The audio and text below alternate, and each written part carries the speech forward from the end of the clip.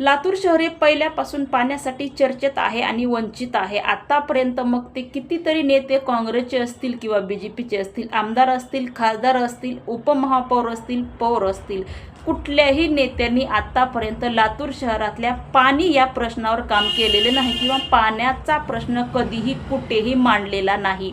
लातूर शहरामध्ये 8 दिवसातून एकच वेळा पाणी सोडलं जातं, 8 दिवसातून एकदा पाणी पुरवठा केला जातो।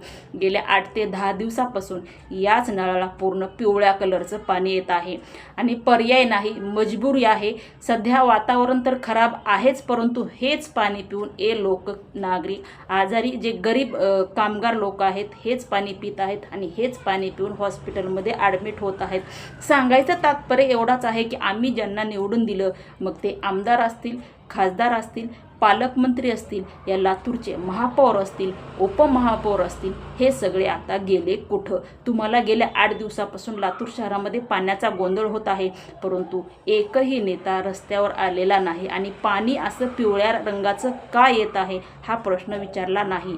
कारण यांना या गोष्टीची गरजच नाही, कारण त्यांच्या आंघोळीला सुद्धा बाटलीतलं बिस्लरीचं पाणी असणार आहे। तर पिवळ्या रंगाचं आलं का, लाल रंगाचं आलं का आणि काळ्या रंगाचं आलं का, यानं लोकांना काहीही घेणं देणं नाही। दरवेळीच नाही तर प्रत्येक वेळी जे लोक मतदान करत आहेत ते चुकीच्याच लोकांना जात आहे।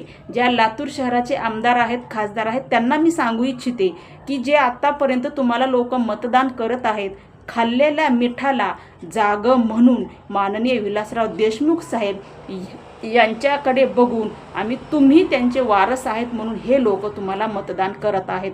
जर तुम्ही वेळीच लोकांच्या समस्या सोडवल्या नाहीत आणि आता जर तुम्ही रस्त्यावर लोकांच्या अडीअडचणी, होणारा अन्याय, अत्याचार मिटवण्यासाठी अमित भैया तुम्ही जर रस्त्यावर नाही उतरलो तर येत्या काही काळामध्ये आमदारही तुमचा नसणार आहे, खासदारही तुमचा नसणार आहे। कारण जनताला जोपर्यंत सहन होत आहे तोपर्यंत जनता सहन करेल आणि ज्या दिवशी जनतेचा संयम आणि सहनशीलतेचा बाण तुटेल, तो बाणाचा निशाणा सरळ जर कुठं लागला तर ते आमदार, खासदार यांची जी खुर्ची आहे त्या खुर्चीच्या टोकालाच लागणार आहे।